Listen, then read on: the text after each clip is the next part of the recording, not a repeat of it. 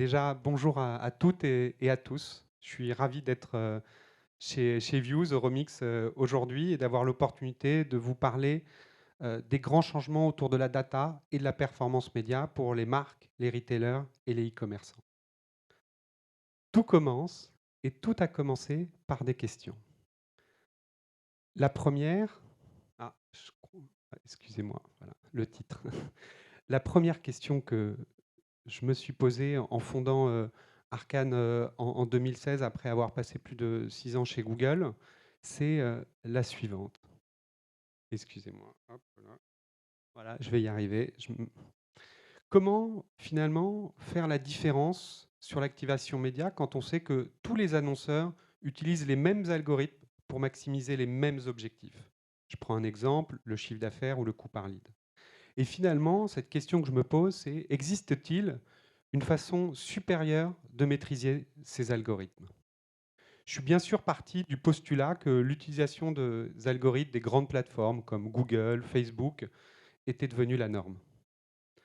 La deuxième question que je me suis posée, c'est comment reprendre du contrôle sur ces algorithmes aussi puissants soient-ils pour maximiser la pluralité de vos objectifs? Et là encore, je suis parti d'un constat que je vis au quotidien avec mes clients, c'est que vous, les annonceurs, vous avez des objectifs de plus en plus précis et sophistiqués. Vous avez des contraintes qui vous poussent à aller chercher à maximiser plusieurs indicateurs à la fois.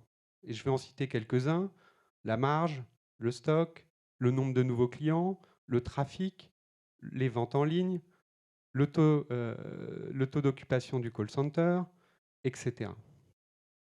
Et finalement, ces algorithmes, ils sont puissants, mais ils ne vous permettent pas de maximiser plusieurs objectifs à la fois. Et la troisième question que je me suis posée, c'est comment reprendre la main sur le placement de vos produits dans des plateformes comme Google Shopping. Et là encore, je vais prendre une image d'un hypermarché qui pourrait être votre campagne Google Shopping. L'algorithme peut avoir tendance finalement à sortir des rayons tous les produits à faible volume pour ne laisser en rayon que les produits à forte vente, indépendamment de vos problématiques de stock, de vos problématiques fournisseurs ou de vos promotions en cours. La bonne nouvelle, rassurez-vous, c'est que ces trois enjeux, la solution pour les couvrir, elle se trouve chez vous.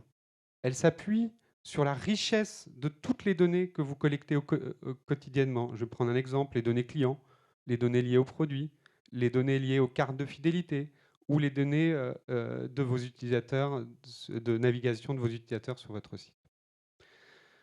En prenant comme modèle les acteurs les plus avancés du marché, on a développé une approche méthodologique et technologique qu'on a nommé SDO, pour Smart Data Orchestration. Cette approche, elle permet finalement de réaligner vos campagnes médias avec vos différents enjeux métiers ou financiers.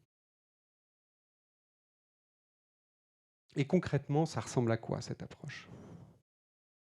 Ça ressemble à ce schéma, alors je ne vais pas avoir le temps de le détailler, mais pour vous le résumer, c'est une approche hybride, data et marketing, qui combine à la fois une expertise pointue des APU et des grandes plateformes data, médias et CRM, et ça demande aussi une capacité à maîtriser des flux de données de façon dynamique au service de l'activation média et bien sûr de ses enjeux associés.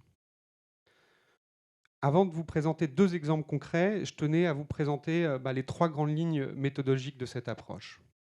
Et là encore, ça commence par des questions pour identifier quels sont finalement les enjeux stratégiques que vous souhaitez adresser dans vos campagnes.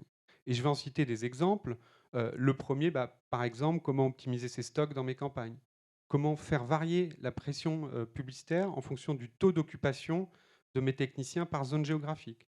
Ou encore, comment piloter mes ventes e-commerce en tenant compte de ma marge? Une fois que, j'imagine que vous avez d'autres enjeux, une fois que vous avez réussi à identifier vos enjeux stratégiques, la deuxième étape, elle consiste à collecter et analyser les bonnes données propriétaires qui proviennent souvent de plusieurs systèmes d'information différents.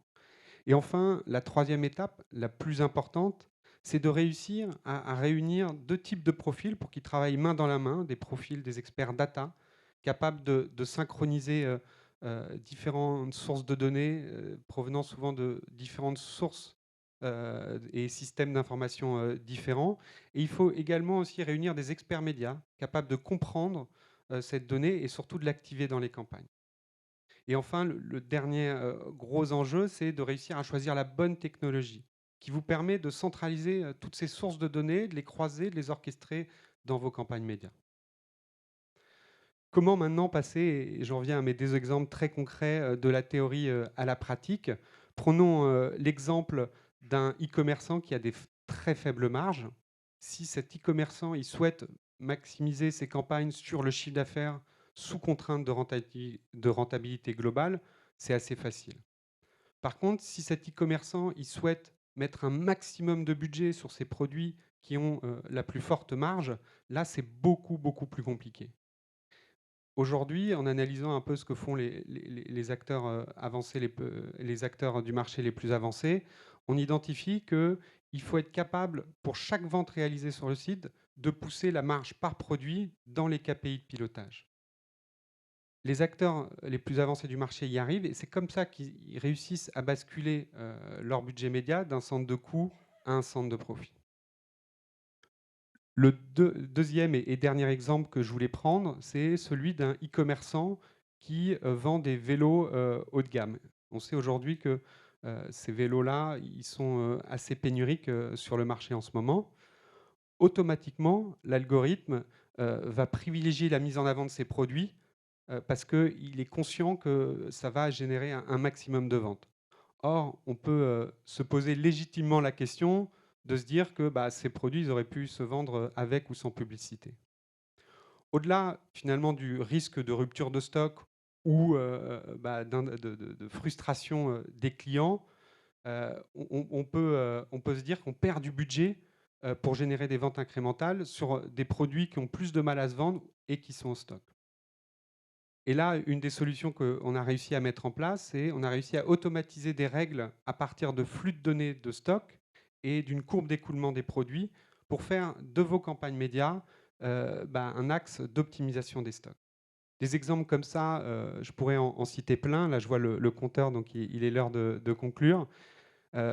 Pour résumer, chez Arcane, notre ambition, c'est d'aider les annonceurs à reprendre la main, reprendre du contrôle sur les algorithmes en s'appuyant sur la technologie qu'on a développée et sur les nombreuses données propriétaires que nos clients collectent afin de maximiser plusieurs objectifs à la fois. Si vous aussi, vous avez des enjeux que vous n'arrivez pas à adresser dans vos campagnes, on sera ravis d'en discuter avec vous. C'est toujours un challenge à relever et que nos équipes adorent relever chez Arcane. Et comme tout commence et tout finit par des questions, je serais ravi de répondre à vos questions à la pause. Merci beaucoup de m'avoir écouté.